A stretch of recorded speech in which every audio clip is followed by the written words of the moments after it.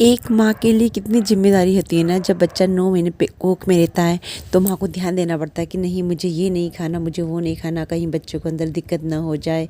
हर चीज़ का ध्यान करना पड़ता है, खाने पीने से लेके हर चीज़ का ध्यान रखना पड़ता है। और फिर उसके बाद जब बच्चा 9 महीने बाद बाहर आता है तो फिर तब तो और ज़िम्मेवारी बढ़ जाती है कि अरे बच्चे को टाइम से सुलाना है, दूध पिलाना है, अरे कहीं बच्चा गिर ना जाए, हर चीज़ का ध्यान रखना पड़ता है। और जब बच्चा 6 महीने का हो जाता है फिर इसको जब हम खिलाते पिलाते हैं तो तब भी हमें ध्यान देना पड़ता है कि ये खिलाना है, वो खिलाना है, ऐसा नहीं खिलाना है, वैसा नहीं खिलाना है।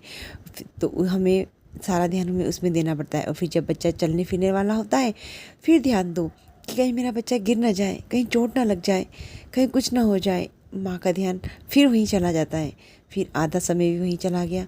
फिर उसके बाद जब बच्चा स्कूल जाने वाला होता है तो बच्चों की पढ़ाई में ध्यान देना पड़ता है, उसका होमवर्क चेक करना पड़ता है, हर चीज़ देखनी पड़ती है, वो पढ़ाई में कैसा है क्या नहीं है, उसको समझाना पड़ता है। पढ़ने के लिए, हर चीज़ के लिए, आगे बढ़ाने के लिए हमें उसको हर चीज़ का ज्ञान देना पड़ता है।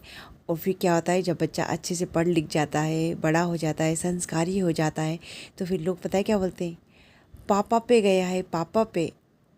और माँ का तो कोई रोल ही नहीं है। और बिगड़ गया तो कहेंगे अरे माँ ने ध्यान नहीं दिया, माँ ने अपनी जिम्मेदारी नहीं उठाई, ये सब सुनने को मिलता है। वो ये नहीं देखते कि माँ ने 9 महीने पेट में रख के और पढ़ने लिखने तक का पूरा पूरा ध्यान रखा है, वो किसी को दिखाई नहीं देता। अगर आप भी एक माँ हैं तो आप प्लीज़ कमेंट में बताइएगा मेरा ये कहा हुआ बात सही है या गलत।